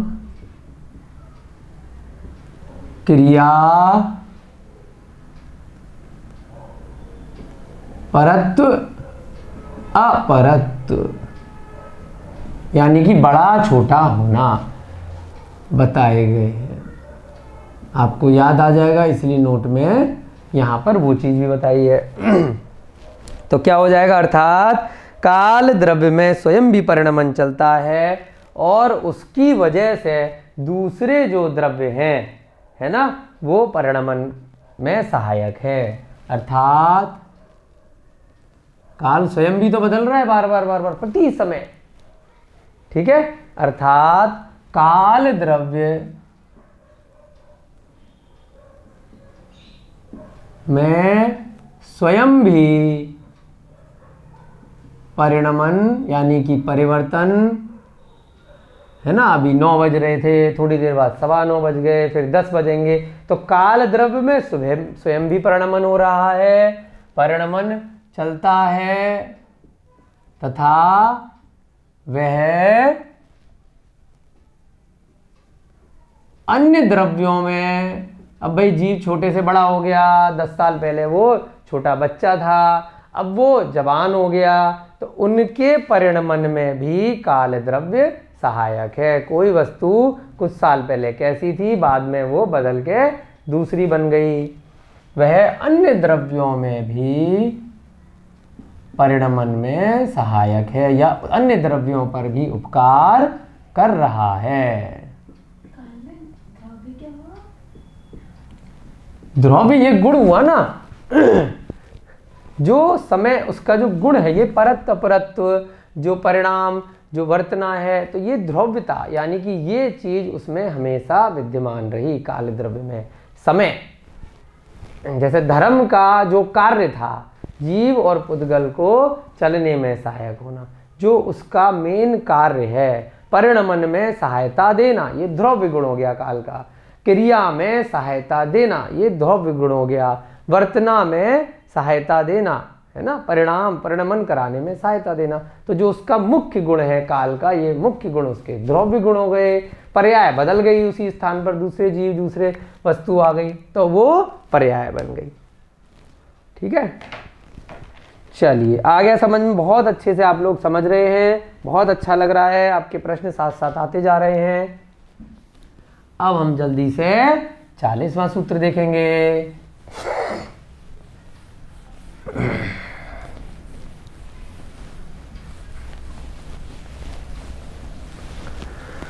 क्या कहा? द्रव्याश्रया निर्गुणा नहीं सो अनंत समय। 40वां सूत्र, सो अनंतः अनंतः समयः है,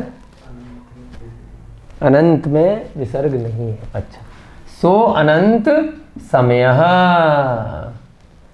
समय का मतलब बहुत बार आपको कराया है शुरू के अध्यायों में।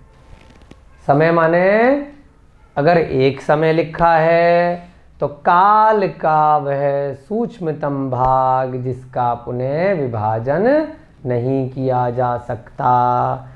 सिद्ध भगवान एक समय में सिद्ध गति में यहाँ से मध्य लोक से पहुँच जाते हैं। विग्रह गति में 1, 2, 3 अधिकतम 4 समय में जीव दूसरी गति में उत्पन्न हो जाता है। मोड़ वाली गति, बिना मोड़ वाली गति हमने सब पढ़ी थी ना, तो वही समय है। समय का मतलब कोई भी काल में परिवर्तन होना। सो माने वेरी गुड, बहुत इंटेलिजेंट है आप भैया, वह।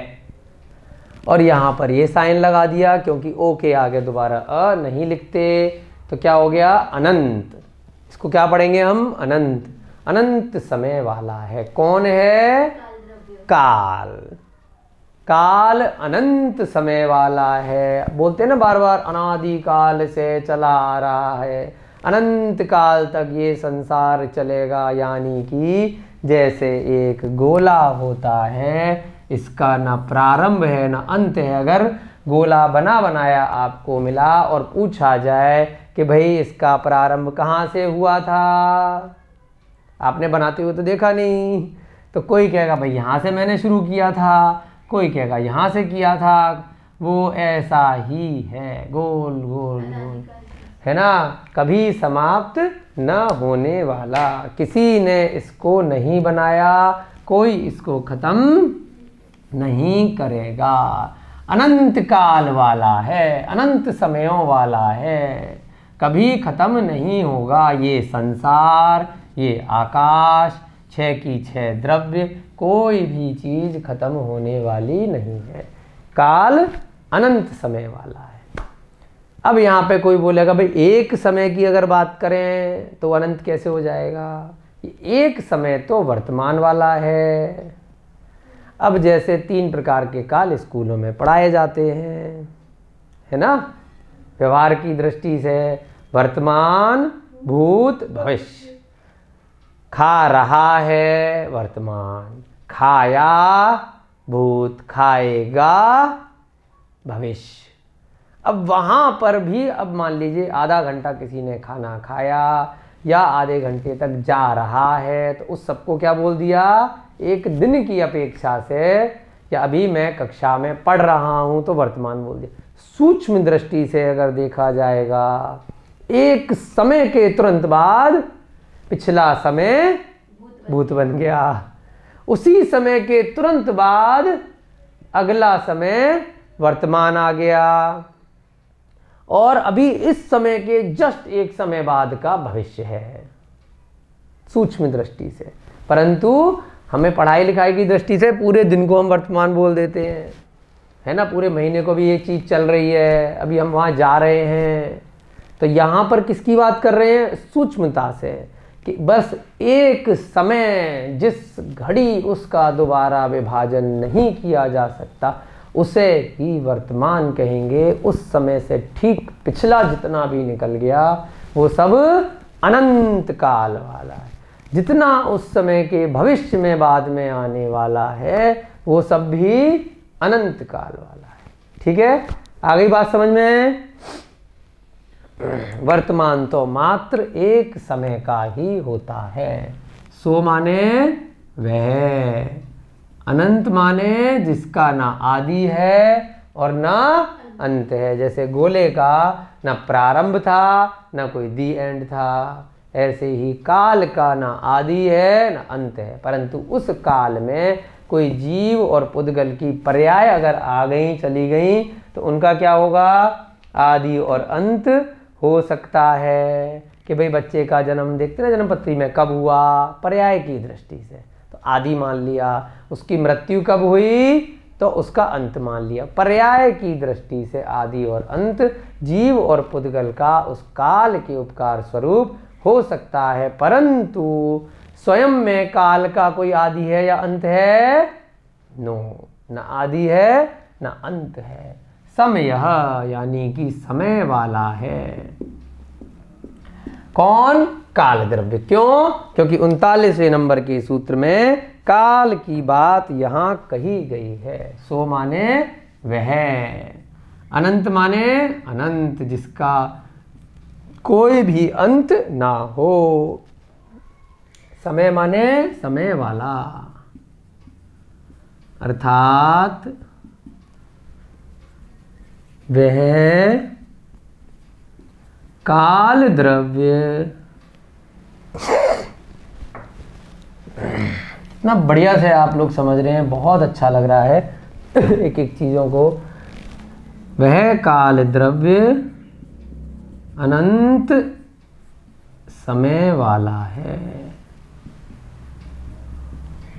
यहां भूत और भविष्य की अपेक्षा से कहा गया है, वर्तमान समय तो मात्र एक समय का ही होता है ना। नोट में हम लिखेंगे वर्तमान समय तो मात्र एक समय का होता है। तीनों को मिलाकर के अनंत कह सकते हैं, है ना। यहां भूत और भविष्य की अपेक्षा से काल द्रव्य को अनंत समय वाला कहा गया है।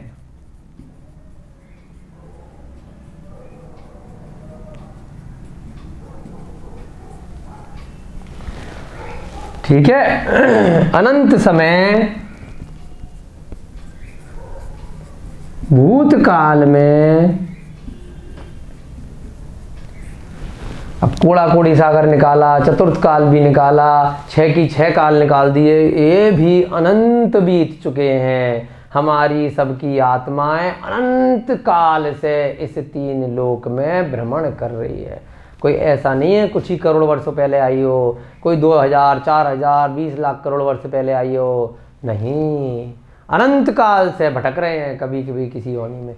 कोई भी संसार में ऐसा जीव नहीं बचा जो हमारा सगा संबंधी नहीं रहा हो। इवन 1 इंद्रिय वाले भी, 2 इंद्रिय वाले भी, 3 इंद्रिय वाले भी कभी हमारे मित्र रहे हैं, कभी परिवार का हिस्सा रहे हैं, कभी पुत्र बने हैं, कभी पत्नी बने हैं, कभी कुछ बने हैं, सब हमारे परिवार का हिस्सा रह चुके हैं इस अनंत काल में। इस 3 लोक के प्रत्येक प्रदेश पर 343 घन राजू का कोई सा भी स्थान ऐसा नहीं रहा जहां हमारी आत्मा भ्रमण करके नहीं आई हो, जहां नहीं रही हो। पूरे 3 लोक का कोई स्थान नहीं बचा। इवन सिद्ध शिला पर भी हम सब लोग अनंत बार जा चुके हैं। सिद्ध गति में न जा करके वहाँ पर हम 1 इंद्रिय के पर्याय में बहुत बार उत्पन्न हो चुके हैं। निगोद में भी जा चुके हैं और पूरी त्रस नाली भी नहीं छूटी और कोई भी स्थान 343 घन राजू का नहीं छूटा। तो वो सब चीज़ कहाँ से आई, इसी सूत्र से आई, अनंत काल से।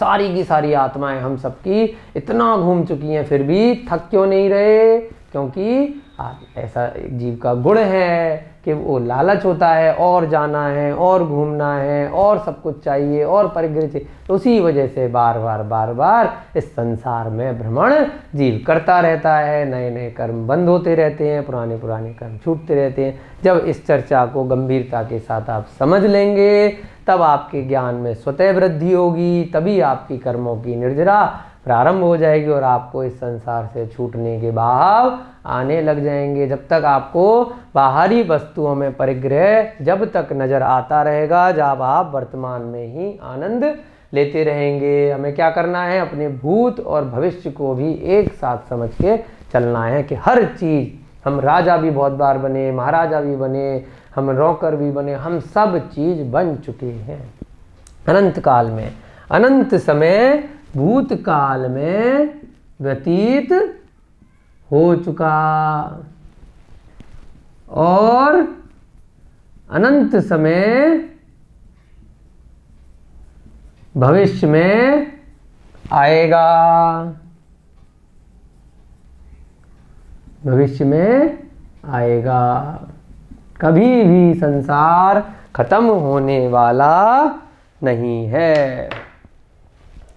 अच्छा, आपका प्रश्न आया, एक समय को भी लिख देते हैं। चलिए लिख देते हैं, एक समय क्या होता है यहाँ पे लिख देते हैं। एक समय पहले कई बार बताया हुआ है कि काल का वह सूक्ष्मतम भाग जिसका पुनः विभाजन नहीं किया जा सकता, उसे क्या कहते हैं, एक समय।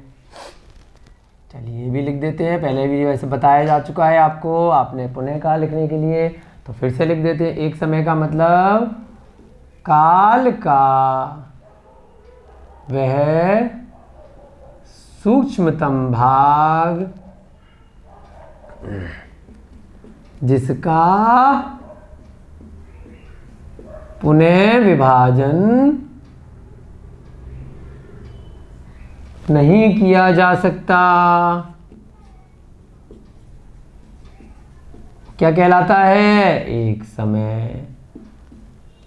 अब उदाहरण के तौर पे ये सेकंड जो वर्तमान में हम सबसे छोटा भाग मान लेते हैं, उसका भी असंख्यात्मा भाग होता है। यह सेकंड का भी असंख्यातवां भाग होता है। उसको और छोटा कर दिया जाए, सेकंड को और छोटा कर दिया जाए तो हम एक समय पर पहुंच जाएंगे। चलिए 41वां सूत्र करेंगे।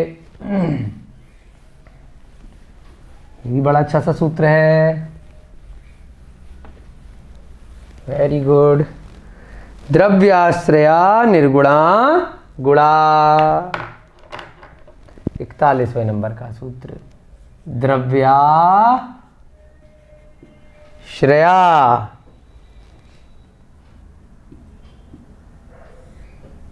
निर्गुणा गुणा। अच्छा, श्रेया, श्रेया आपकी फ्रेंड का नाम है, बहुत अच्छी बात है। ये वो श्रेया की बात नहीं हो रही है, इसकी बात हो रही है द्रव्य आश्रया, संधि विच्छेद करके पढ़ना है, ठीक है। द्रव्य आश्रया, ठीक है। और यहां से क्या बन जाएगा, निर्गुण, फिर गुणा। तो क्या बना, द्रव्य के आश्रय से जो निर्गुण हैं वो भी गुणी बन जाते हैं। क्या मतलब, जिनमें जैसे हमने पिता का उदाहरण दिया, उसके एक बहुत ही उद्दंड संतान पैदा हो गई, लेकिन क्या हुआ, अब पिता के गुण की वजह से, परिवार की वजह से बहुत अच्छी शादी हो गई उसकी, तो निर्गुण भी गुणी में ही मान लिया गया। ऐसे बन सकते हैं, बनते हैं, परिणमन करा लिया ना, तो उसका जैसे हमारे पतिदेव बहुत गुणी हैं, तो हाँ बिल्कुल बिल्कुल बिल्कुल। द्रव्य के आश्रय से, कितना बढ़िया सूत्र है कि किसी द्रव्य में कोई चीज आश्रित होके अगर रह रही है ना, तो उसमें अगर गुण नहीं भी हैं तो वो गुणी बन जाते हैं। हाँ, बात वही है, गुण कहलाते हैं। द्रव्य के आश्रय से हो, निर्गुणा यानी कि गुणों से रहित हो, वो भी क्या बन जाएंगे, गुण कहलाते हैं, गुड़ी बन जाते हैं। अब क्या मतलब हुआ इसका, और गंभीर रूप से अगर इसका मतलब देखेंगे तो गुण क्या होता है ये बताने का आचार्य महाराज ने प्रयास किया है। ठीक है, कि गुण आखिर होता क्या है, जो द्रव्य के आश्रय से रहते हो और परंतु स्वयं में निर्गुण हो। ठीक है, वो तो आपको मजाक के लिए कहा था, लेकिन मुख्य अर्थ इसका क्या है। ठीक है, सब चीज एक साथ चलनी चाहिए ना समझने के लिए, अलग अलग उदाहरणों के माध्यम से। स्वयं निर्गुण कैसे होता है? हाँ, इन्होंने पूछा स्वयं निर्गुण कैसे होते हैं। तो स्वयं में अपना कोई गुण नहीं है, लेकिन द्रव्य के आश्रय से। अब मान लीजिए आत्मा है, ठीक है, अब उसके गुण कैसे होगा, बताया कैसे जाएगा कि भाई ये मान लीजिए मुनि महाराज हैं, ये राजा महाराजा है, तो द्रव्य के आश्रय से रह रही है, दूसरे द्रव्य के आश्रय से, तब उसमें माना जाएगा। अपने आप में वो कुछ नहीं है, परंतु गुण क्या है, जो द्रव्य के आश्रय से हो, स्वयं में गुण नहीं हो। तो वो इतना गंभीर सूत्र बनाया है, इसको समझने के लिए हमें कई सारे उदाहरण समझने पड़ते हैं। बिल्कुल ठीक, हाँ, हल्का अपने आप में गुण नहीं है, परंतु वो जिस शरीर में शामिल हो गया तो उसकी वजह से वो उसका गुण कहलाएगा। इसका बहुत अच्छा उदाहरण समझाने में आता है, आप लोग वीडियो देख रहे हैं। पुद्गल में अपना एक गुण है, मान लीजिए शब्द यहाँ से जा रहे हैं, आप उसको देख रहे हैं वीडियो को, आप कक्षा में बोर्ड देख रहे हैं, लेकिन किसके आश्रय से है, आपके अंदर दूसरा द्रव्य है, आत्मा है। अगर यहाँ पर वीडियो कोई चला दी जाए, कोई उसको समझने देखने की शक्ति नहीं है, तो वैसी चल रही है, पुस्तक है आपके घर में अलमारी में रखी हुई है, कोई पढ़ने वाला ही नहीं है, तो उससे कैसे ज्ञान लेगा। ये वीडियो चल रही है, किसी जीव ने उसको समझा ही नहीं उसमें क्या बोला गया, तो क्या मतलब है कि इसमें गुण तो हैं, परंतु द्रव्य के आश्रय से ही वो गुण कहलाएंगे। जब तक कोई समझने वाला वीडियो को, पुस्तक को, कोई बात को नहीं होगा, तो वो अपने आप में निर्गुण है, परंतु दूसरे द्रव्य के आश्रय में आते ही वो क्या हो जाते हैं, गुण बन जाते हैं। जैसे हमने पिता पुत्र का उदाहरण दिया कि अपने आप में मान लीजिए पुत्र में कोई गुण नहीं है, तो पिता के आश्रय में आते ही उसको गुणी बना दिया, निर्गुण होते हुए भी। शब्द अपने आप में निर्गुण थे, परंतु उनको पढ़ करके किसी ने समझा दिया और समझने वाले ने समझ लिया, तो वो शब्द कैसे हो गए, गुणी हो गए, निर्गुण होते हुए भी, है ना। कोई आपने अखबार में न्यूज़ पढ़ी, कोई टीवी पे कुछ बात देखी, जो समझ रहा है तो उसके आश्रय में आते ही वो गुणी बन गए। ठीक है, ये इसका अर्थ है। चलिए लिखते हैं, फिर उदाहरण के माध्यम से आपको बहुत अच्छे से ये बातें समझ में आ जाएगी। द्रव्य के आश्रय से रहते हो, द्रव्य आश्रया। दूसरा निर्गुणा, अपने आप में कोई गुण नहीं है, परंतु जैसे ही किसी द्रव्य में वो चले गए, कोई कर्म है, कर्म में अपना कोई गुण नहीं है, वैसे जैसे ही कर्म आत्मा में चले गए तो क्या हो गया, शरीर की रचना हो गई, नाम कर्म की वजह से, आयु कर्म की वजह से आयु बंध गई, है ना। जो अलग अलग कर्म किए थे उसकी वजह से उसका फल देना शुरू कर दिया। अपने आप में वो अकेले कुछ करते क्या, कर्म कुछ नहीं करते, शरीर में प्रविष्ट होते ही आश्रय लेते हुए क्या बन गए, वो सारे के सारे कर्म निर्गुण से गुणी बन गए। आगे जो मुख्य मतलब है इसको समझाने का कि ऐसे ही कोई भी पुद्गल का रस है, अपने आप में मीठा है, अब वो मीठा पता कब चलेगा, वो दूसरे द्रव्य में जैसे ही आश्रित हो गया, हाँ तभी। अब कोई जीव बताएगा ना उसको चख के कि ये मीठा है, पुद्गल अपने आप में तो कोई मीठा खुद थोड़ी ना बताएगा, उसका गुण कौन बताएगा कि मीठा है, खट्टा है, कसैला है, चरपरा है, कोई जीव में जैसे ही वो प्रवेश करेगा तो दूसरे के आश्रय में आते ही उसके जो निर्गुण थे वो गुण बन गए। इतना गंभीर सूत्र इन छोटे से शब्दों में आचार्य महाराज ने यहाँ पे बताने की प्रयास किया है। ठीक है, द्रव्य के आश्रय से रहते हो, द्रव्य के आश्रय से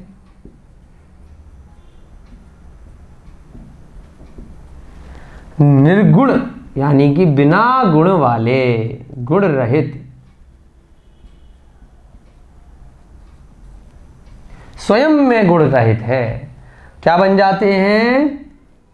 गुण कहलाते हैं, या वो गुणी बन जाते हैं, है ना। और क्या अर्थ निकाल सकते हैं? गुणी बन जाते हैं, ये भी इसका अर्थ निकाला जा सकता है समझने की दृष्टि से। अर्थात गुण क्या कहलाता है? जो द्रव्य के आश्रय से रहते हो और स्वयं अपने आप में निर्गुण हो, है ना। जो द्रव्य के आश्रय से रहते हो और स्वयं निर्गुण हो, जो द्रव्य के आश्रय से रहते हो स्वयं, परंतु स्वयं गुणों से रहित हो,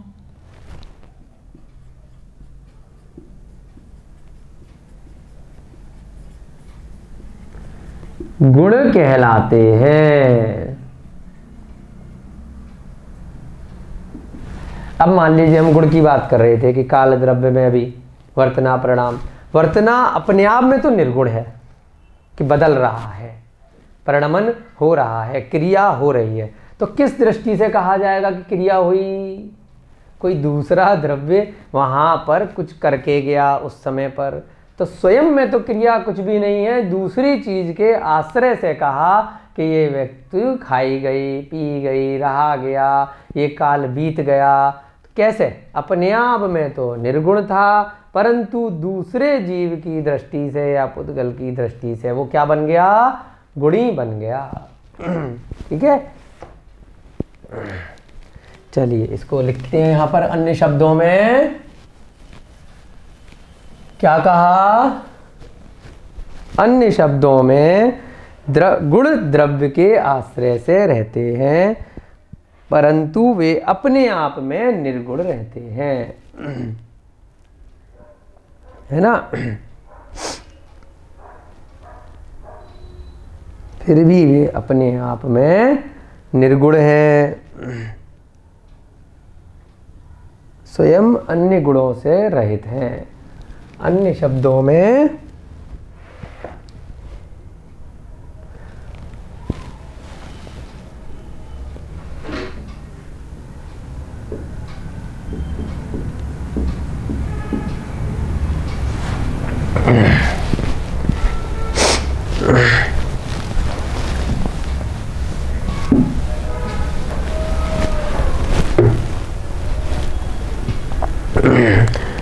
अपने आप में निर्गुण होते हुए भी,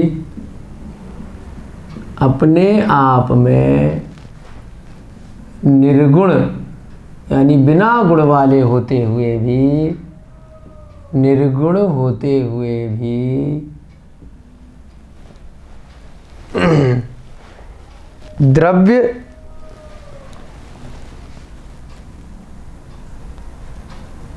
अन्य द्रव्य के आशय को प्राप्त होकर गुणी बन जाते हैं। ये भी इसका एक अर्थ निकाला जा सकता है। उदाहरण से समझेंगे आपको बहुत अच्छे से समझ में आ जाएगा। है ना। एक गुण अपने आप में दूसरे गुण को नहीं रखता, इसलिए भी इसको निर्गुण कहा गया है। क्या अर्थ निकला?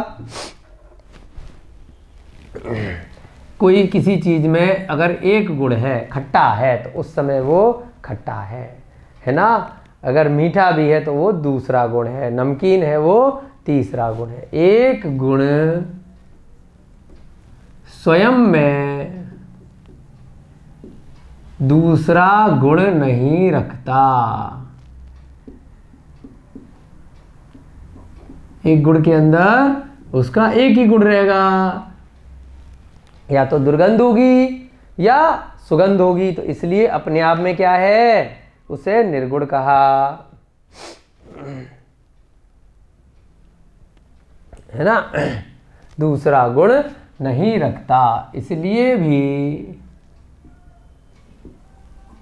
उसे निर्गुण कहा गया है। अब किसी चीज में सुगंध है, फूल में, तो उसे नहीं पता, जैसे ही जीव ने सूंघ के बताया तो अच्छा ये सुगंध वाला है, तो दूसरे द्रव्य के आश्रय में आते ही वो निर्गुण गुणी कहलाया, इसलिए भी उसे निर्गुण कहा गया है। ज्ञान गुण दर्शन गुण को नहीं रखता। यदि जीव की दृष्टि से देखें तो जैसे 4 प्रकार के घातीय कर्म होते हैं, ज्ञान, दर्शन इत्यादि, ज्ञानावर्णी कर्म, दर्शनावर्णी कर्म, मोहनीय, अंतरा इत्यादि जो कर्म है वो सब क्या है, ज्ञान में ज्ञान रहेगा, दर्शन में दर्शन रहेगा। ज्ञान गुण, ज्ञान माने ज्ञान गुण, दर्शन माने दर्शन गुण। जैसे केवल दर्शन होता है कि सभी चीज़ों का जैसे केवल ज्ञान होता है, ऐसे केवल दर्शन होता है। तो ये 4 प्रकार के आपके कर्म होते हैं। जब आगे के 8वें अध्याय में 8 कर्मों की चर्चा करेंगे तो ज्ञानावर्णी कर्म, दर्शनावर्णी कर्म, मोहनीय, अंतराय, आयु, नाम, गोत्र, वेदनीय, इस प्रकार से वेदनीय कर्म आयु कर्म को नहीं रखेगा। आयु कर्म, मोहनीय कर्म सब अपने अपने अलग हैं, सब जीव के आश्रय में आते ही क्या बन जाएंगे, कर्म बन जाएंगे। ज्ञान गुण दर्शन गुण को सबके अलग अलग काम हैं, नहीं रखता। ज्ञान का क्या काम है, ज्ञान स्वरूप। दर्शन का क्या काम है, दर्शन स्वरूप, है ना। ज्ञान गुण ज्ञान स्वरूप होता है। जैसे अग्नि का उदाहरण दिया तो अग्नि का उष्णता रहेगा, जल का शीतलता रहेगा, तो अग्नि का शीतलता नहीं होगा। तो सब अपने अपने क्या है, दूसरे वाले गुण को नहीं रखते। ज्ञान गुण ज्ञान स्वरूप रहेगा तथा दर्शन गुण दर्शन स्वरूप। इसी प्रकार से आप पुद्गल में लगा सकते हैं कि एक पुद्गल का अगर क्या है, अगर उसमें सुगंध है तो वो दुर्गंध नहीं होगी। अब वो किसके आश्रय से बनेगी, वो अर्थ है कि जीव के आश्रय से वो बन जाएगी। ठीक है, चलिए उदाहरण लिखेंगे, फिर आपकी कक्षा का समय हो रहा है तो इसका उदाहरण कंप्लीट करके फिर अगला सूत्र हम कल की कक्षा में ले लेंगे, क्योंकि काफ़ी देर हो चुकी है आपको। उदाहरण है ना, जो आपको अभी कैमरा, टेलीविज़न इत्यादि के उदाहरण दिए। ठीक है, कैमरा, टेलीविज़न इत्यादि इंटरनेट पे भी आपने बहुत सारी चीज़ें देखी होंगी, उसमें भरा पड़ा रहता है, लेकिन कोई उसे पढ़ेगा, द्रव्य के आश्रय में वो चीज़ें आएंगी तभी आप उसको समझ पाएंगे। कैमरा, टेलीविज़न, है ना, आपका इंटरनेट इत्यादि क्या करते हैं, मात्र वीडियो या शब्दों का संग्रहण करते हैं।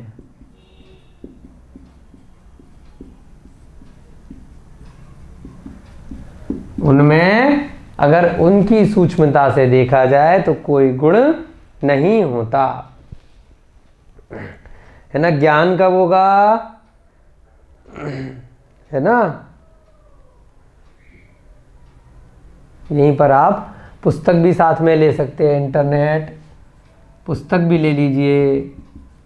पुस्तक हैं जो आपके घर में भरी पड़ी हैं, अखबार है, मात्र वीडियो या शब्दों का संग्रहण करते हैं। जब वो द्रव्य के आश्रय में आते हैं, यानी कि जीव के चैतन्य गुण से जब वो देखे जाते हैं और समझे जाते हैं, तभी उनसे ज्ञान होता है। मात्र उनमें स्वयं का ज्ञान नहीं होता, अर्थात निर्गुण होते हैं। परंतु जीव के द्वारा पढ़े, जीव के द्वारा ज्ञान अवस्था में पढ़े, देखे अथवा सुने जाते हैं, यानी कि उसके ज्ञान के साथ। अब किसी जीव ने बिना ज्ञान के, मान लीजिए बंदर को बिठा दिया, डॉग को बिठा दिया, टीवी चल रहा है, तो जरूरी नहीं है उसको सारी बातें समझ, उसको उनको समझने का ज्ञान भी, चाहे छोटा सा बच्चा बैठा है, बहुत बड़ी बड़ी चर्चाएं चल रही हैं, तो जरूरी नहीं है उसके समझ में आए, अभी समय लगेगा उसको ज्ञानी होने में। ज्ञान अवस्था में पढ़े देखे अभी सुने जाते हैं, तभी क्या होता है, उन पुस्तक इत्यादि का ज्ञान होता है, तभी अर्थात द्रव्य के आश्रय से वह आते हैं, अर्थात तभी उनका ज्ञान होता है, तभी उनका ज्ञान होता है ना। अर्थात द्रव्य के आश्रय से क्या हुआ,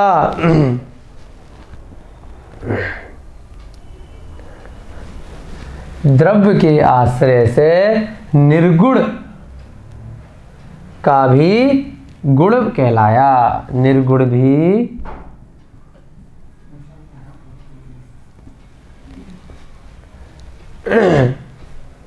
गुण कहलाए, गुणी हो जाते हैं। ठीक है, जो स्वयं में निर्गुण थे, अपने गुणों से रहित थे, द्रव्य के आश्रय यानी कि जीव के द्वारा, यहाँ पर द्रव्य क्या है, जीव है, अन्य द्रव्य के आश्रय से, ठीक है,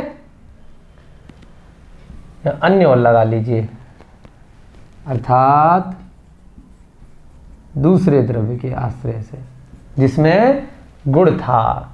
अब और क्या उदाहरण लगा सकते हैं आप, जब पुद्गल शरीर में आत्मा है ना, तभी उसके ज्ञान दर्शन उसमें चैतन्य गुण कहे गए। पुद्गल शरीर में आने के बाद ही, है ना, जब सिद्ध बन गई तब उसमें भी कहे गए। अन्य उदाहरण क्या हो सकता है, पुद्गल शरीर में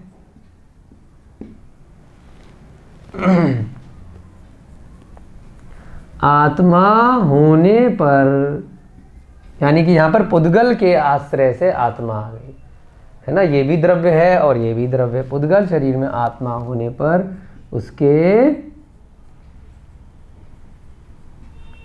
चैतन्य गुण कहा गया, चैतन्य गुण होता है, है ना।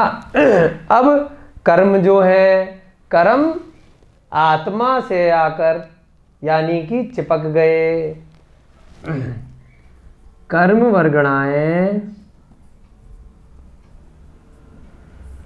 आत्मा के आश्रय पर आने पर क्या होंगी? उससे पहले अपने आप में तो फल देंगी नहीं, आत्मा के आश्रय से आने पर ही क्या बन गई? निर्गुण से गुणी बन गई। कर्म वर्गणाएं आत्मा से लगी होने पर ही कार्बन शरीर के रूप में फल देती हैं।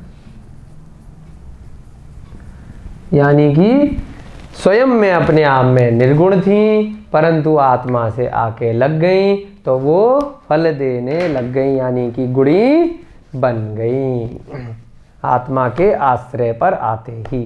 ठीक है, अब आपकी कक्षा का समय हो रहा है, एक छोटा सा सूत्र रह गया है, वो कल की कक्षा में करेंगे और उसके बाद आपका ये पंचम अध्याय समाप्त हो जाएगा। जय बोलिए महावीर भगवान की, जय बोलिए अनंत सिद्ध परमेष्ठी भगवानों की, जय बोलिए आचार्य भगवान श्री उमा स्वामी जी महाराज की, जय बोलिए के प्रथमाचार्य चारित्र चक्रवर्ती श्री शांत सागर जी महाराज की, जय बोलिए विमल सागर जी महाराज की, जय बोलिए आचार्य भगवान श्री विद्यानंद जी महाराज की। सभी को जय जिनेन्द्र, जय दू जुड़ंदो।